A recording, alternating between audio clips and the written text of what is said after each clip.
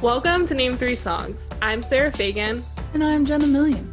And this is a podcast where we take the piss and debunk music fan stereotypes. Because let's be honest, fangirls knew about that band way before you did. And if you stick around long enough, we'll also let you in on some new music the girls are already crazy about.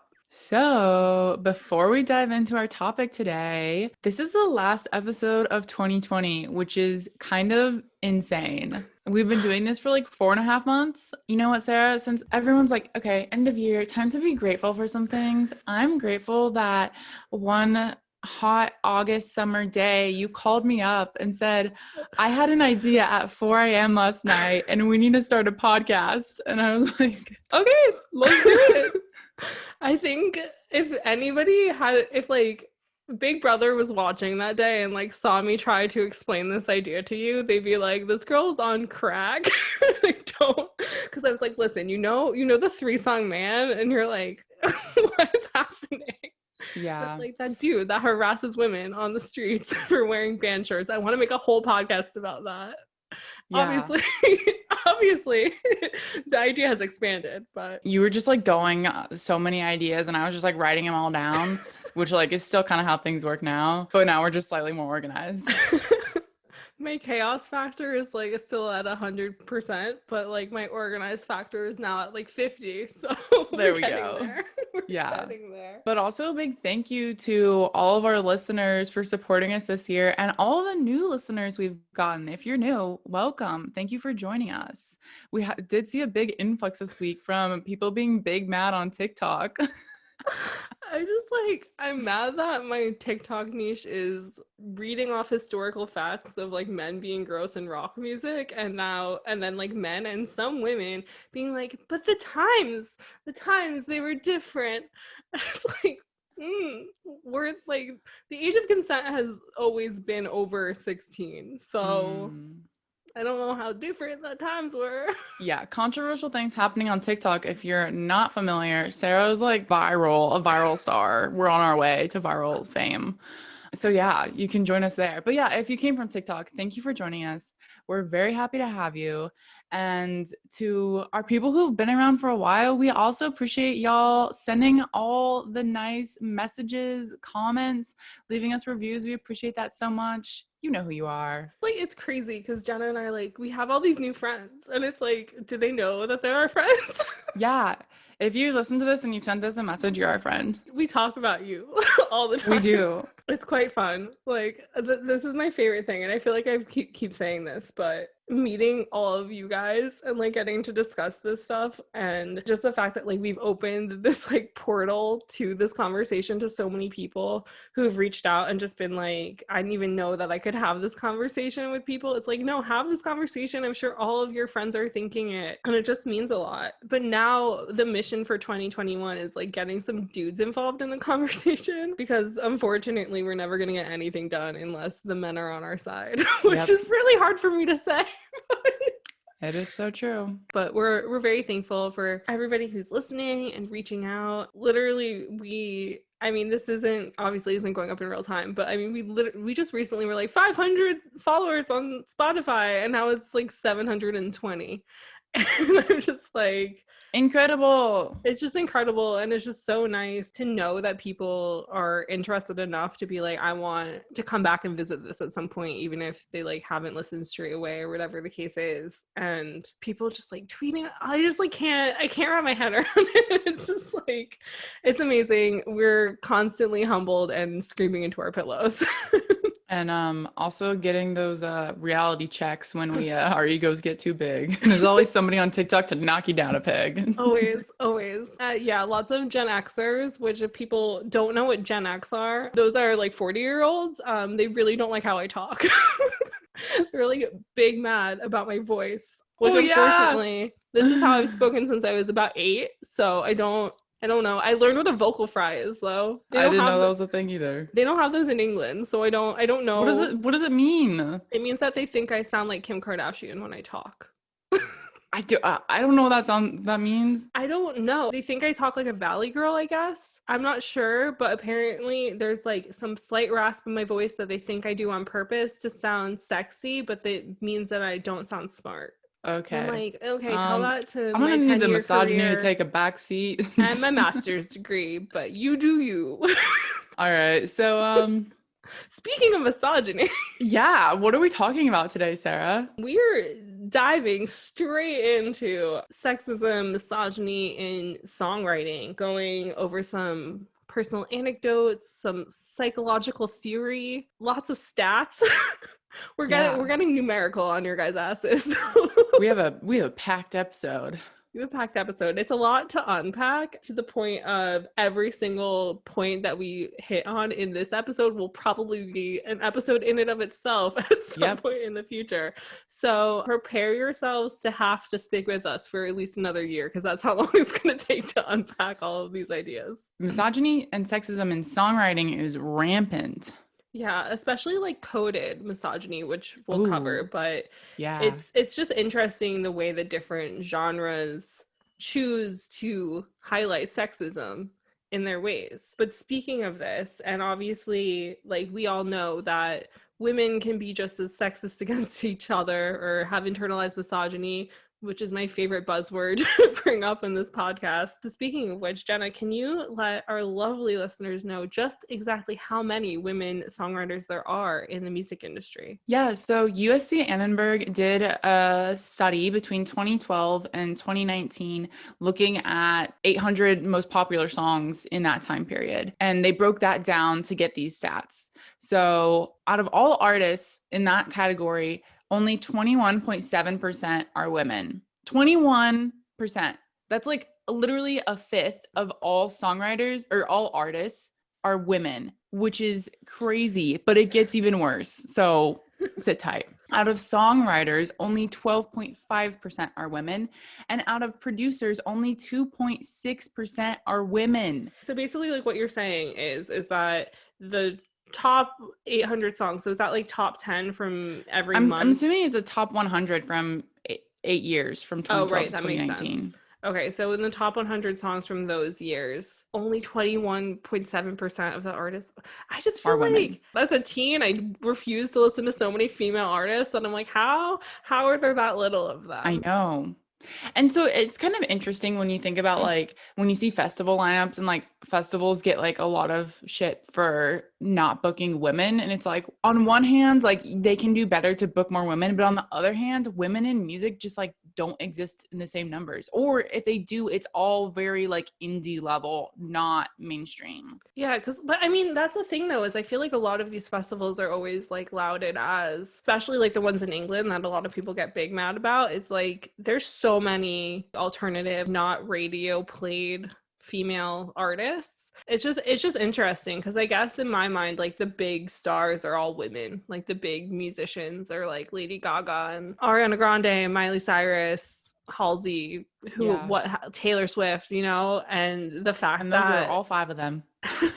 Those are the only five women all in five music. of them. But like I just feel like when people are reporting on celebrity musicians, I feel like they tend to be female, but I guess it's just the scope of things. Well, yeah, I mean, I think female musicians make more drama, they make more headlines. And like, so this, I mean, this directly ties into the subject today of women being the subject of songs and not always having the power of what they're saying. But I think also this stat of like only 12.5% are songwriters just goes to show that like the topics of these songs, the lyrics are created by men for largely male audiences. I don't know. I mean, that Well, in and of itself is just crazy. yeah, and I mean, a good example of that is that Carole King, who's famous for her songwriting and also her singing, and like has a Broadway musical about her career as like a songwriter and turned into a singer. She started off writing songs, I think, with her husband,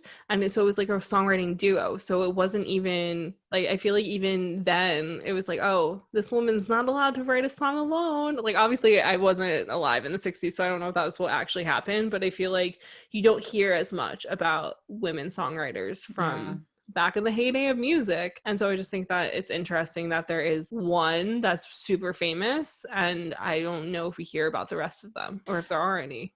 Yeah. And while we're on the topic, I would also like to mention that out of 1,093 producing credits, only 8 of those went to women of color. So the stats are even slimmer for women of color in the music industry. So annoying because all music started with Black people. And so it's just frustrating because it's like rock music would be nothing without Black women and Black men in rhythm and blues and all these other genres like paving the way for music, and they just get thrown to the wayside because it's easier to like continuously hire like Calvin Harris. It's just like, why? All right, should we get into some of your articles? Yeah, so I thought it would be a disservice to y'all if we just went into me shitting on Ed Sheeran for an hour and a half.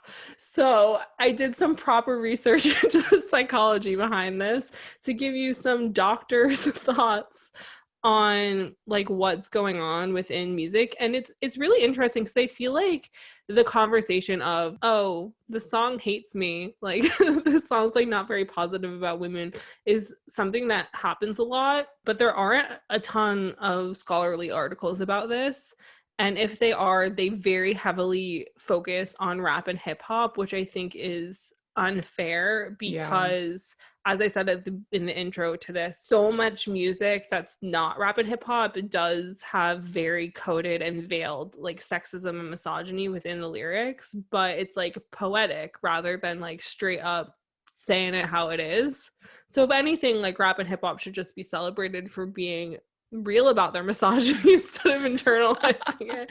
So I'm like at least it and having girls like scream these heinous lyrics. But basically, in a study done by the official journal of the American Academy of Pediatrics, they were looking into like the association and correlation between music listened to and sexual behavior of adolescents, which I think is quite interesting and something that I don't think is really thought about that much.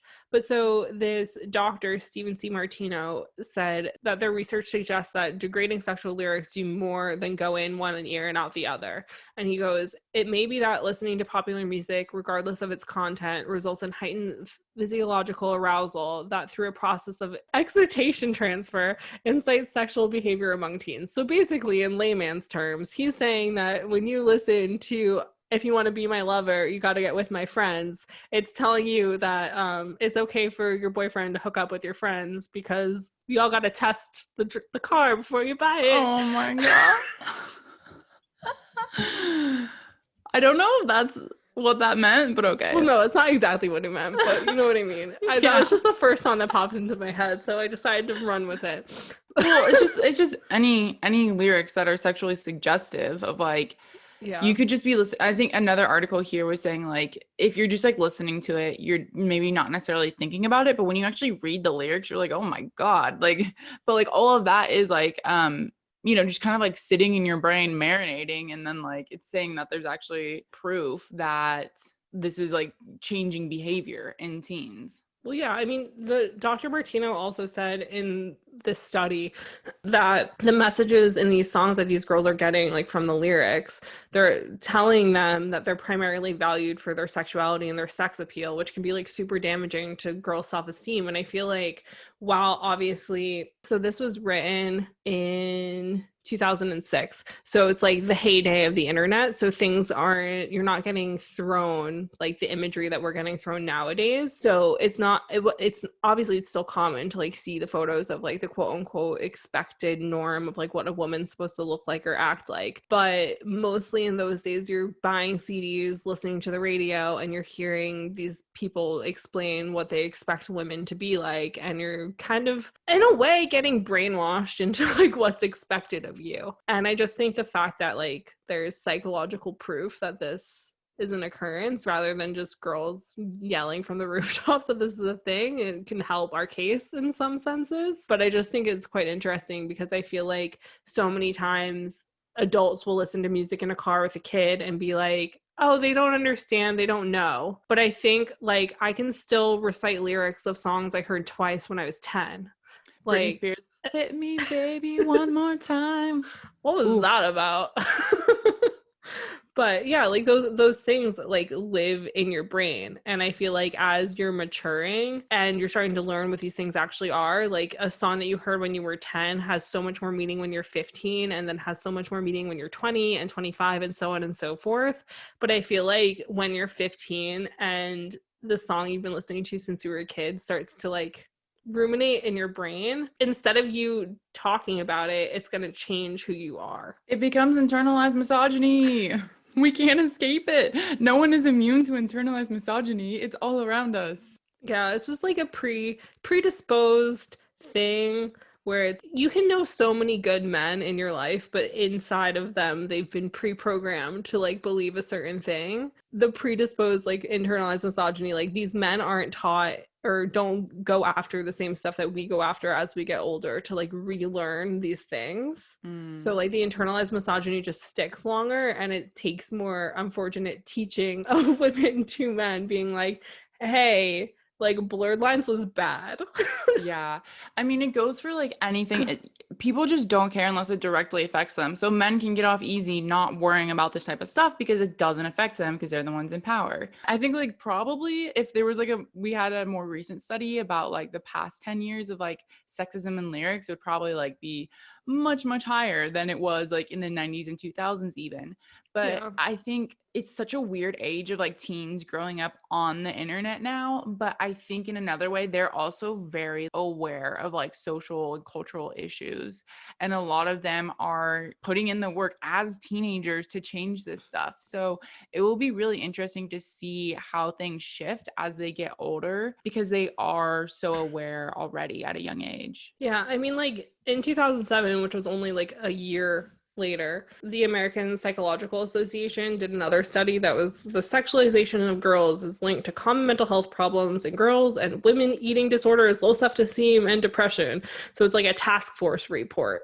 And the thing that really stuck with me on this is that they were saying, because like this was mostly focusing on media, but I feel like this also correlates very heavily to music. Yeah. In that they're saying like the sexualization and objectification undermine a person's confidence in and comfort with her own body, leading to emotional and self-image problems such as shame and anxiety, which I feel like is a huge issue with like younger millennials and Gen Z because of obviously like television, film media, but also music media, and like the level of production behind like music videos and all this stuff. And you see these women coming into popular music and they have to like dress a certain way and act a certain way, and then you hear these men singing about these things, and like women in music videos or women in photo shoots are always more of a prop than anything else. And so I feel like there's just the constant refreshing of you're an object.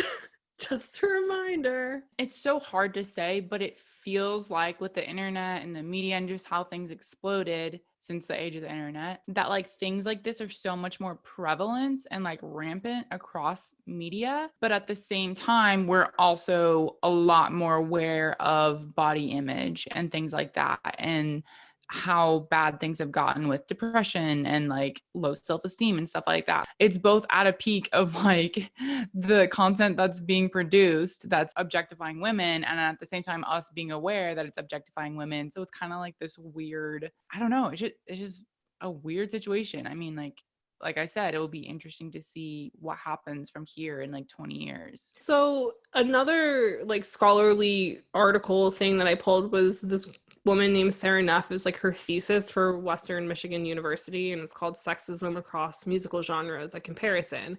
And so she broke down sexism into three subtypes, which is benevolent sexism, hostile sexism, and ambivalent sexism. And then she took the six main music genres, which are rap, hip hop, country, rock, alternative, and dance music, from the top 10 chart of 2013, and like broke it all down into what had what type of sexism within them. And this correlates back to like me saying that like rap and hip hop music is very much more hostile sexism. So they're like angry, they're like big mad. But it's not so much like actual anger as like we're just going to be like real about how we don't get like women are objects. Whereas the rock and alternative music had more of like ambivalent and benevolent sexism in it. But I think also like I couldn't tell from her thesis whether she was like sifting through the lyrics herself or whether she did AI. I'm pretty sure she just sifted through them herself. But I think it would be interesting to know, which isn't like stated in this, if she's also acknowledging like the coded sexism, which is like the poetic justice.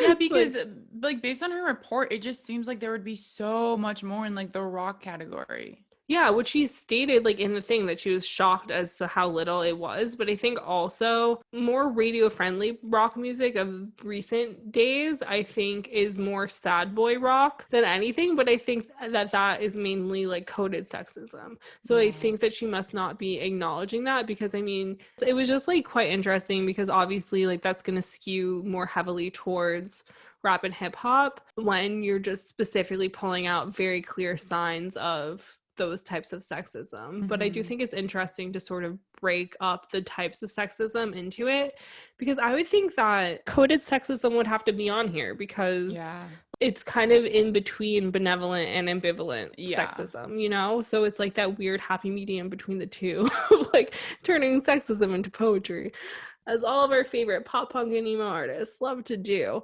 Yeah, so I don't know. It's just interesting, like how much stuff I thought would be out there and how little there was. So there's this article on The Stylist that sort of goes into music and misogyny and like why we listen to sexist lyrics. And they spoke to this doctor of music psychology called Dr. Victoria Williamson, who has a book called You Are the Music, How Music Reveals What It Means to Be Human. And I think that that is the most recent actual thought into like writing on this idea. So the book was written in 2014. This journalist named Lucy Foster wrote this article, and she said that she like spoke to Dr. Williamson about this. And the thing that I thought was really interesting that I think has a lot to do with what we're talking about today is that she was saying that there's an interesting presentation where a researcher had looked at women's attitude to the content of rap lyrics when they read them to when they listened to them in music and when they had watched them in music videos. The research basically found that women had a much more negative attitude about the nature of those lyrics when they read them, less so when they listened to them, and even significantly less so when they watched the videos. And so it's like inevitably dancing to a song will give it less of an impact than if you focus 100% on it. And I feel like that's really relevant to what we're talking about, because it's like if you're not paying attention, like if you're not paying 100% attention to something, you're just kind of like, oh, whatever, this is cool. And then like later you go back and you're like, wait, what was people saying? Yeah, and because like I'm someone who I don't listen to the lyrics and songs until I've like had a song on repeat and then I've heard it 10 times. Like I don't listen to lyrics, and so I could like not know what a song is about and like already love it and then go back to realize like, oh, wait a minute, this is some questionable stuff. Well, I think also there's so many artists where it's like the music playing is just so good. And the singer can have a good voice, but I mean, let's just use Matty Healy as an example here. Like Matty Healy does not enunciate when he sings. Like unless you're paying 110% attention to that man, you have no idea what he's singing. And even if you're paying 110% attention, you might still not know what he's singing. There's still some of the 1975 songs that I could not tell you the lyrics to. I could try, but I will be wrong. And so there's tons of artists like that where at some point you're like, is he really singing about like a petticoat or whatever he's singing about? And you have to go look up the lyrics, and then you look up the lyrics and you're like, oh fuck. Like obviously not that scenario, but you know what I mean? Like you're just like, oh, this sounds good, this feels good, like something about this just like exciting. Yeah, so it's really easy to overlook the sexism in the lyrics because you're not always paying attention to it. Yeah, and I feel like that's super prevalent like in the heyday of like rock music, where you just get lost in the feeling and the vibe of the music to the point where you're just not acknowledging what these fucking creeps are singing about. Yeah. So I think this is a perfect segue into a book that we actually read to help us do some of the research for this. So this book is called Under My Thumb: Songs That Hate Women and the Women Who Love Them. And it's actually a collection of essays over different artists over different decades and women who are mostly, I think, in the music world, if not all, journalists. This book was put together by Rhiannon Jones and Ellie Davies. I thought it was really fascinating. It's like 200, 300 pages. There's a lot of chapters in here.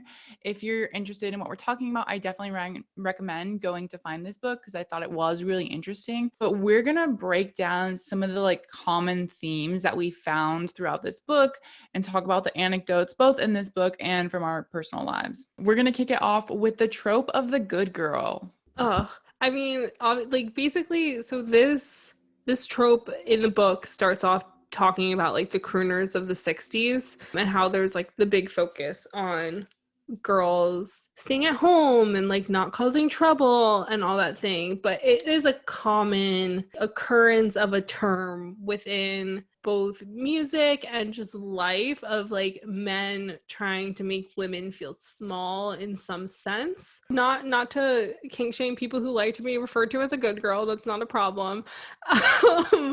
But I mean, obviously, like every person who has a beating heart has been made to feel uncomfortable by Robin Thicke's blurred lines. And that is like the epitome of a good girl trope in a song of like, Gross. you're a good girl. I know you want it. I know you want it. Why is it so catchy? I hate Pharrell so much. Like, why'd you do us rotten, Pharrell? I know. I had so much faith in you and your big hats. So I mean, it's a common used term. Kanye West likes it, Drake likes it. I guess it's kind of more used nowadays in like the more hip hop bubble of lyricism.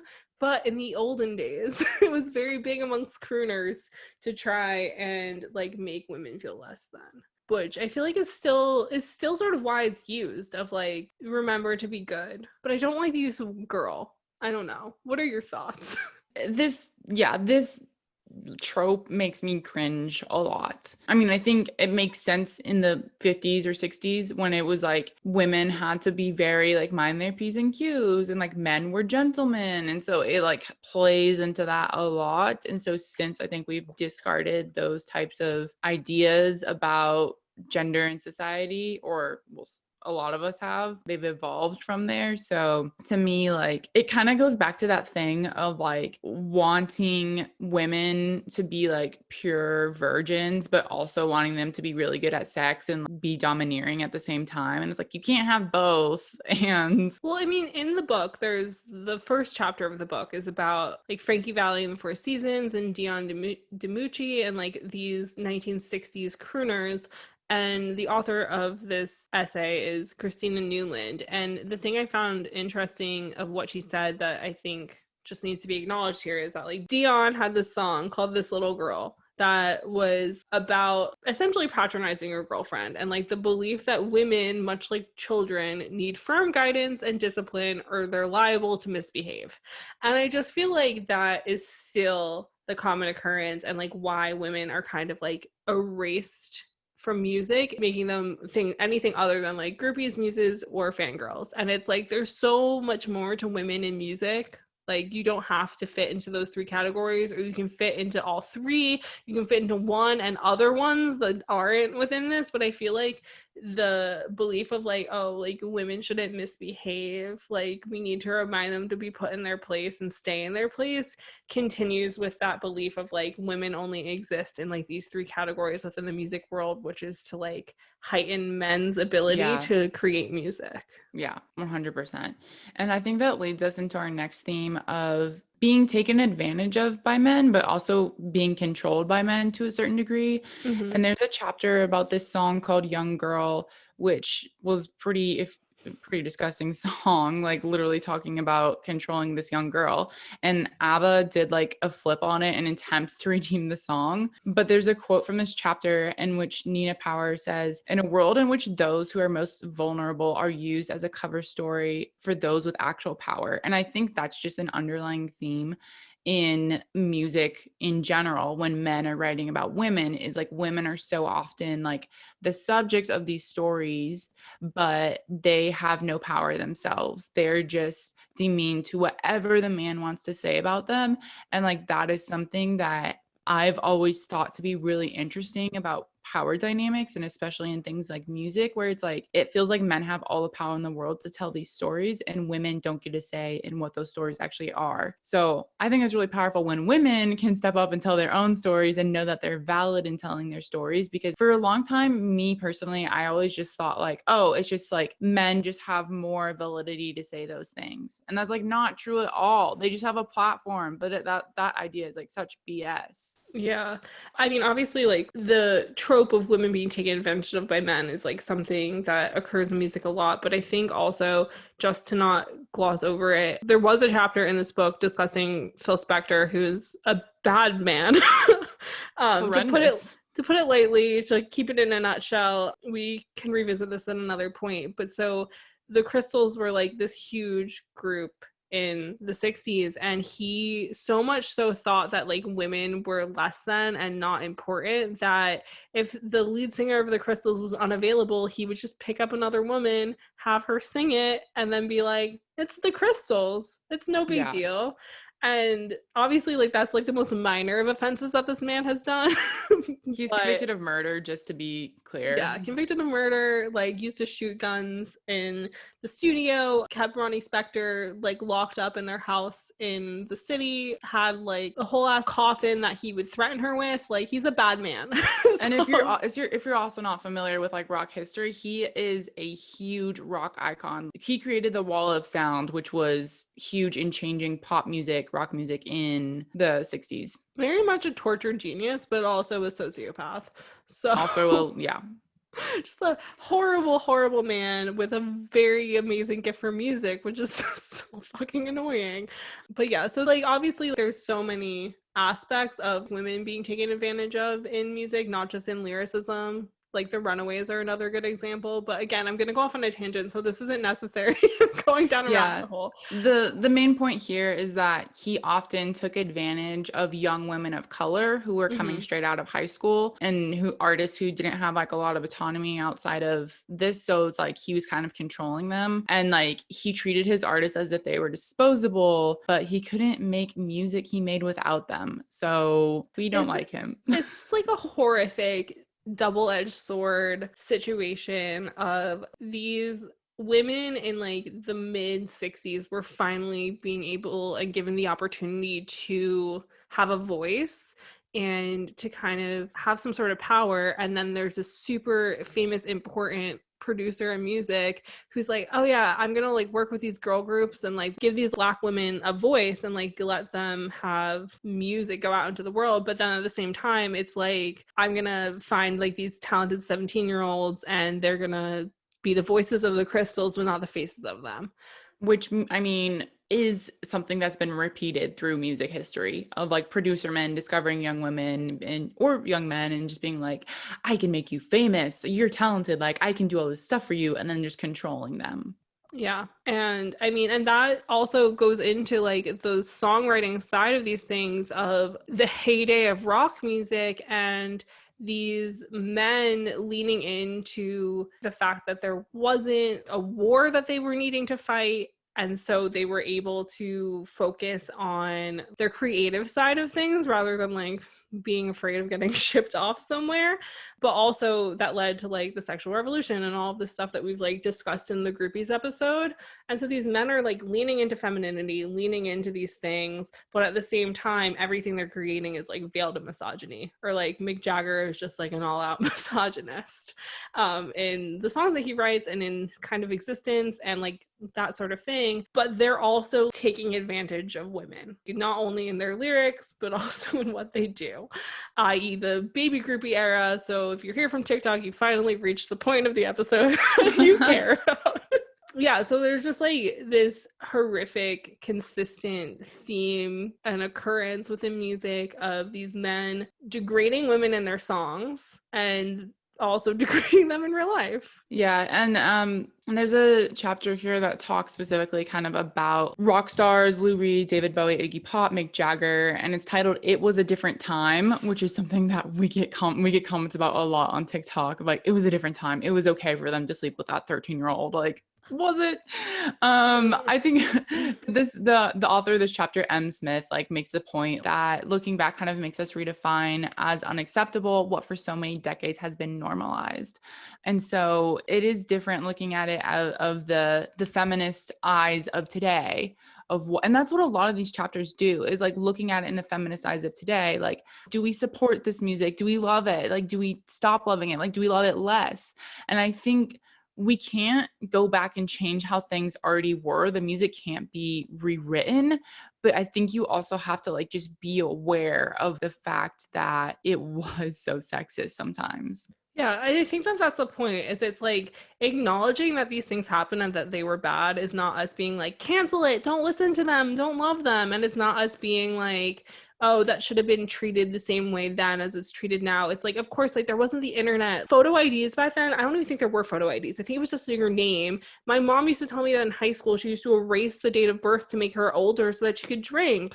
Like, it was definitely like a different era, a different time. And also like in those days, these parents are just like, just go out as long as you come home. I don't care what you're doing. So it's very different because you don't have that constant access with like a cell phone or these things. You haven't been trained to feel the need to like consistently know where somebody is, or else you panic because you don't have that access. Whereas now we have the access, so we're trained to be like, I haven't heard from them. Oh no, what's going on? So it's like we acknowledge that, and then the women in this book acknowledge that, and I feel like most humans acknowledge that, like, of course times were different, but that doesn't mean that they shouldn't still be like looked back on and like not romanticized. Like, it's fine that in that time they were romanticized. It's fine to be like, oh, like it would have been cool to be a groupie. It's like, if you're a legal age groupie, yeah, totally cool, totally chill. Without those groupies, we wouldn't have 50% of the songs that we have today, you know?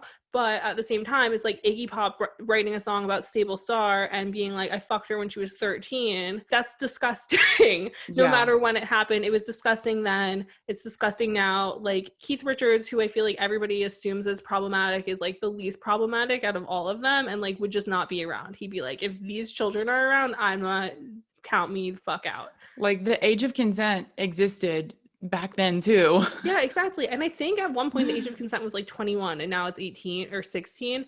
But like the age of consent has never ever been lower than 16. Unless it's like some states have it where it's like, if a 14-year-old sleeps with a 14-year-old, it's fine. But they can't sleep with anybody older than 14. And it's like, that's gross. So Smith in this book, or in this chapter, also says, there is something in music in what we perceive as a great art, which allows us to view these men through a lens that skews the borders of our usual firmly held moral code. And this is like the thing with Bowie too. He is such a great like music icon, legend, giant, that like it's impossible to just cancel Bowie. I feel like in a lot of cases, people nowadays do take things to like this degree that's a little unnecessary, but also it's like, I don't know what people go through. So it's like, if you've been through something that an artist that you love did to somebody else, like, of course you're going to be like, I don't want anything to do with this. Like, how dare you make me trust you? Like, I completely get it. But I don't think it's necessary to ignore like good things that Bowie did and like the good music that he made and stuff. But also he like kind of was questionable with like the women he was around, and he did lots of questionable things. But so many rock stars did, and that's like what rock star behavior was. But I mean, like in their songs, they would degrade these women to like the nth degree. So it's like they would probably be treating them badly in real time, whether that's like Jimmy Page and his BDSM or Mick Jagger and his cheating or what have you. They were not treating these women with the respect that they deserved in real time. And then they would go and write songs, and the songs would not respect them either. And it's so clear. And I think that that's why it's so hard for us to wrap our heads around the fact that rock music wouldn't have been on the list of like hostile sexism in that woman's article. But I think that rock people just got better at like hiding the sexism. But I think also like as times progressed and like women gain more power, it's like harder for rock music, which has always predominantly been something that women gravitate towards, for them to continue to be like, I'm going to be blatant about how much I don't like you. This theme a lot, controlling women, goes a lot into like the next thing we kind of outlined, which we titled Man plus sex equal power, women plus sex equal weakness. And the point is that like and Mick Jagger is like the prime example of this, but when a man does it, it's powerful. When a woman does it, she's a slut, you know? Well, I think the quote you pulled by Marianne Faithfull is about Mick Jagger is interesting because she said the blurring of sexual lines was part of the creative mix of the era, but also had its dark side. The homoerotic subculture had a virulent strain of misogyny to it as a nasty byproduct. And I feel like that is just like I was so impressed that Marianne Faithfull said this. she was very smart when she wasn't high on heroin. I was just like, I love that. I just love that somebody who lived through it, who was Mick Jagger's girlfriend in the very early days, can call it out as that. Like, I love that. Yeah, no, I think it's really powerful. And I think she has like a point because, as we already said, it's like they were towing this line between like masculine and feminine features and like ideologies and like how they dressed and how they acted. And yet, it's like if a woman were to like sex themselves up, like Mick Jagger would sex himself up, it's like, how dare you? Yeah, and so this goes back to the point of like the second wave of feminism and the sexual revolution of like, even though it was liberating for all genders, it still was not as acceptable for women to be like owning their sexuality. So like Brianne Jones, who helped put together this book, like she wrote an essay about her love of Bob Dylan, which I think is just quite interesting because Bob Dylan very much sings from like a working class American male background. And she was talking about how putting herself in his shoes could be quite difficult when listening to the lyrics. And I think that that's quite interesting because she's basically saying that like his music is provocative and that many of songs of the period identify sex as a point of vulnerability through which socially superior women can be brought down to the male narrator's level or destroyed completely. And I feel like that's like a very common issue of like men not ever wanting women to have any power whatsoever. And so it's like if a woman comes off as more powerful than you, you're going to write songs about degrading her and you're going to hope that you can like get her in the bedroom and slap her around a bit. It's like, but that's literally what it is. Like, there, and that's the thing that I don't know. I just find so interesting because there was also this chapter on AC/DC where the guys from AC/DC are like, oh, everything that we do in our music is like we focus on writing the music and the lyrics are an afterthought. Like it's just kind of a joke. And that makes the fact that most of their songs are like quite sexist. I mean, that sexism is the joke, and the women are the punchline. And it's just like, it's so frustrating because it's like AC/DC does make good music and like a lot of their music is kind of women overpowering these men sexually, which is quite interesting, but it's still in a way of like, yeah, that's what she did to me, as like a bragging sort of thing. And it's like, you still thought of these lyrics even if you think they're a joke. Like they still came from your brain, even if you're like at home with your grandkids sipping on some tea, doesn't make you any less AC/DC. The thing that's very frustrating about them saying their lyrics were a joke was that they're in a very privileged place to be able to joke about this. And we were talking about this earlier, but life and art is just like a perpetual cycle of influence. So it's like the culture is influencing the art. So that's why they think they can make a joke out of these lyrics. But in the same way, people are listening to these lyrics, maybe not knowing that it's a joke, which perpetuates sexism. That's why this is not a fucking joke. Like it's not funny. And the fact that they had the privilege to call it a joke is disgusting, honestly. I really like this. This does not sit with me. It really like gets under my skin. It's so frustrating and like disgusting, honestly, because I mean, at least own the fact that you're kind of have internalized misogyny. Even if you're being like, oh, it's a joke, it's like your joke is caused by the consistent misogyny fed to us through other music and media and other things. And you going out there and performing these songs and like having on stage like a woman, like a women's thighs or whatever their like stage setup is that's like derogatory towards women. It's like no matter how much you try like with imagery or stage props or whatever, be like, see, look, it's a joke. Like, it's like, no, that makes it seem even less like a joke because you're like, look how largely I'm willing to like be derogatory towards women. Yeah. And it's just so upsetting because I feel like so many people these days still live in that nothing's better than like old school rock music, can do no wrong. And I know like AC/DC is like a bit younger than like that heyday of rock, but it's still sort of like that bubble that most white men wind up getting stuck in, no matter what era they're from. If they find rock music, they're like, this is it, this is the mecca. Like, no matter who's making rock music nowadays, like obviously like rock has changed, whatever, like, but I mean the Struts make rock music. There's music being made today like that, that's like in a different light, that's like you don't have to just be like the only thing that exists is this music that hates ladies. Yeah. Going back to Mick Jagger, the author of that essay, Manon Steiner, made the point that, and I think this was actually maybe an interview from, I don't know if it was Marianne Faithfull, one of the other women he dated, said like he was a very like kind, emotional person. Mm-hmm. So there is this duality of like him actually being a good person and then him being a blatant misogynist, tied up all in one nice little sex appeal package. But I think there's a quote from this chapter, but since women's liberation in the early 60s was still in its infant shoes, and the early rock star mainly consisted of young men, girls' only means of getting close to their idols was through sex. For the first time, girls were not only allowed to be sexual, but encouraged by the musicians. And I think this quote perfectly epitomizes the idea of rock and roll, which has perpetuated through the decades to today, of men realizing that like they can make music and women will swoon for them and they'll have power and women will want to sleep with them.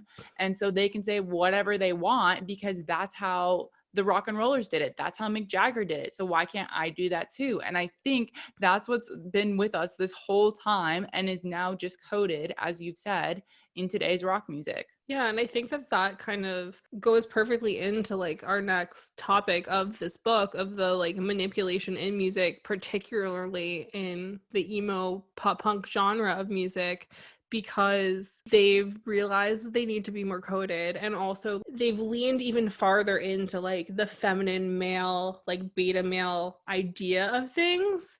But the thing is that like there's two subsections of beta male, which is like men who, it's like simps or himbos, basically, is the two subsections of beta males. It's like himbos worship women and are hot and deserve them, and then simps are like, well, I guess maybe simps sort of fill that, so it's like incels, I guess. Like it's like the bridge between incel and simp basically is like that other version of like a beta male, of like these men who think that they can't get women but like can get them, but they also like worship the idea of getting a woman. But then like when women don't like them, they're like, how dare you? And it's like, but you're not nice to me. and I feel like this is like the thought process behind a lot of what I've said, of being like, I never realized until I was older that Fall Out Boy hated me. And it's just like the coded misogyny of these men who we look at as not a threat, you know? Because like you see like Pete Wentz or Gerard Way or like Davey Havoc of AFI, and you're like, that man can't hurt me. And he's like, bitch, watch me. Bringing it around to Pete Wentz, some pretty gross things about him in this chapter I did not know. Oh, God. So Pete Wentz was talking about his girlfriend, who we think was not of age at the time. She at some point was of age. Okay, at some point. I just remember that when I was on LiveJournal, she was definitely not that much older than me. Okay, so suspicious things happening. But he said, I don't know if she cares about the songs as much as everybody else who listens to them does. I don't know if I could write them if she cared that much. If you could ever explain yourself to somebody, why would you keep explaining again and again? It's like one of those things where it's like, I don't want to hate Pete Wentz, but sometimes I do. Because I mean, they have consistent lyrics of not being super nice to women, as I keep saying in Sugar We're Going Down. It's he's just a notch in her bedpost, but she's just a line in a song. So I mean, that's not nice. Also, it's just like in Dance Dance, it's the whole like the opening line of the song is, she says she's no good with words, but I'm worse, barely stuttered out a joke of a romantic stuck to my tongue. And so it's just like the insinuation of like, he didn't even have to stutter out anything to get her in bed. You always fold just before you found out, drink up, it's last call, last resort, but only the first mistake. And so it's like talking about like taking this woman to bed. It's like, why can't you show me a little bit of spine? You've been saving for his mattress. Like, Very coded. So there's one in the book, a Fall Out Boy lyric, I could write it better than you ever felt it. And the author, Judith May Fathala, but she says authenticity of feeling and experience is reversed for the male narrator. So it just goes back to the point that I made earlier that like men have so much power to say whatever they want in these songs. And also another writer in this book, M. Smith, also said like women are treated like dirt, but they're the dirt that these men are allowed to stand on. And all of their experiences, all of their content is because of women. And yet women are degraded so much in these songs and just like tossed to the wayside. Yeah. And I mean, like, that's the whole thing. And I feel like a lot of the occurrence in like the emo pop punk style of lyric writing, and Judith wrote it really well in her essay by saying like this whole like beta male misogyny thing of like the dominant figure of the male artist depends on his exceptional sensitivity, his specialness in a painfully obtuse and mundane world. And so it's like we view these men as like sad boys. So we're just like, oh, they can't hurt us, like look at them, these like skinny boys wearing eyeliner singing about how sad they are, we could have some power there, you know. I feel like is the automatic thing. And I feel like that's why a lot of teen girls feel safe in that realm, because they're like, these men can't hurt me, to the same sense of like Mr. Jock McGee at your high school who's being rude to you, you know. And but then you like fall service to these to this music to the point of where you're like, I can't listen to Paramore, or like I can't like Paris, I can't listen to like Hey Monday or We're the In Crowd or whoever it is, because these men are making you feel like it's their world. It's not the woman's world. Like there's no place for women in emo and pop punk, but there is. I dare to say that female voices sound better singing pop punk music, but that's a new take I have and I'm so proud of it. But I just mean like there is that whole thing of like these men are focusing on like the hyper like homoeroticism of the genre and like leaning into like the androgynous vibes of it, and then singing these like colloquialisms of internalized misogyny, and it's like we don't even know that they're hurting us, which is the worst type of man. Is the emotional abuser who makes you think that you need him to survive. And that's what that's what emo music is. The emotional abuser that has convinced us we need them to survive. Oh wow, I just gave myself therapy. Deep breaths. Moving from these men that we thought of as a safe space that actually weren't, you have to at least slightly touch on the fact that like we also can't find safety in fellow women musicians a lot of the time. I think it's obviously gotten better over time of like women singing like women's empowerment stuff. And I mean, obviously there's songs from days of yore that are women's empowerment songs, but I feel like especially in like the early 2000s, there was like a huge issue of women writing songs about hating women. And it would be a disservice to all of you to like not touch on this at all in this, because again, we're not passing the Bechdel test. Oy. When you're talking about sexism, how can you pass the Bechdel test every time? Impossible. When men are the ones perpetrating sexism. Duh. I know. It's a double-edged sword. So many double-edged swords. I'm just like falling all over them. Oy. But yeah, so we're definitely going to have like another full-on episode just about why internalized misogyny women to women exists, because I think that it's like a really important and interesting topic to talk about. So you know how like we did an episode, like a music meltdown, about like us jumping on the bandwagon very late to artists and like avoiding it on purpose. This book kind of made me feel a bit better about me choosing not to listen to Taylor Swift because she terrified me. But there's this chapter by Charlotte Lydia Riley in the book that kind of talks about Taylor Swift and how at the beginning of her career there was a ton of internalized misogyny in her music, and she grew, obviously that dissipated, but she questions Taylor's growth. Well, no, I don't think it was her growth over the years. I think it was there are some songs, because she said like White Horse, which was on one of the earlier albums, was like taking the narrative of like the princess and the prince like coming to her rescue and just like throwing that away and like her being her, like her saving herself. So I think like throughout Taylor's work, there's like really good examples of her like not falling into gender stereotypes, but then there's other songs where they do fall into that.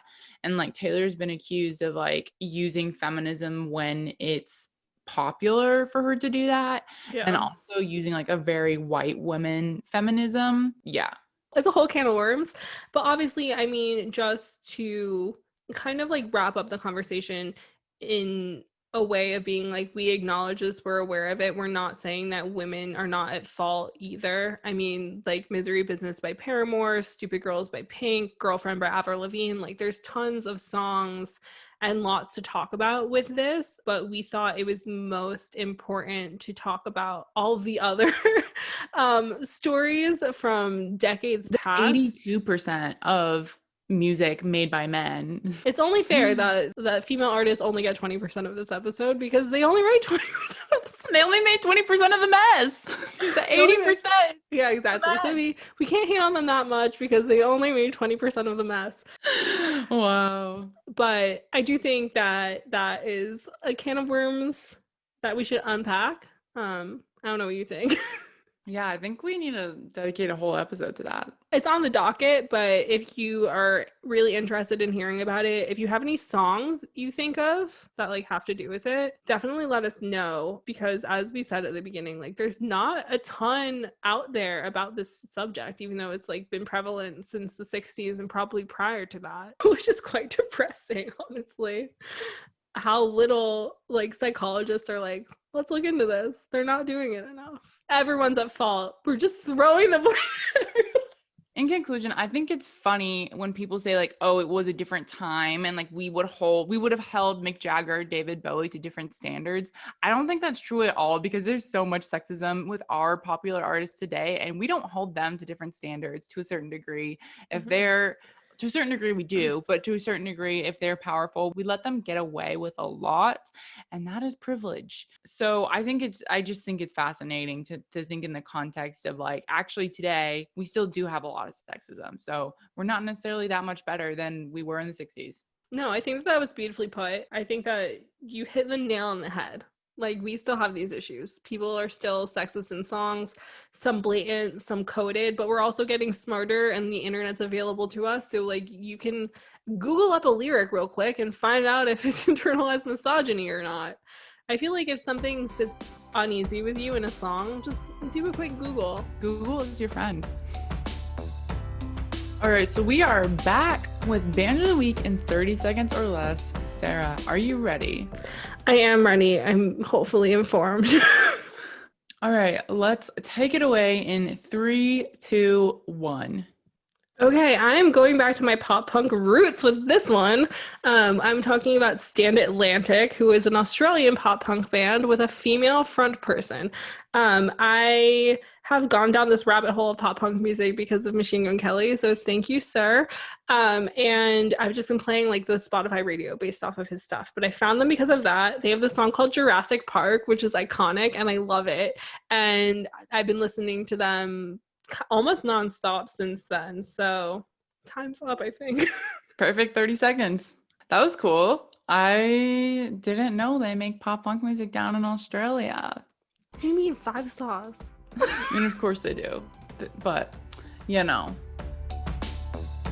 So we know that this episode was a ton of information, but we feel like you guys have been with us for 4 months now. You trust us. We trust you. We think you can handle it.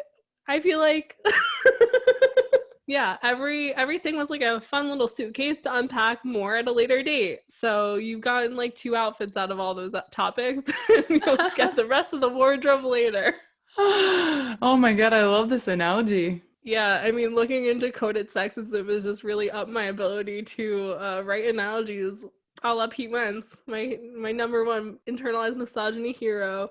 So we're very sorry if we've ruined anybody for you, but being a music fan always means that somebody's going to be ruined for you at some point. So might as well be here with us in a nice, safe place, in a safe environment where we can be your friend, where we're here to decompress with you later on Twitter As per always. So yeah, if we've traumatized you, we're here for support and hot chocolate at Name Three Songs on Twitter, Instagram. Come watch me make a fool of myself on TikTok. Yell at some old men who are rude to me for me. I'd love that.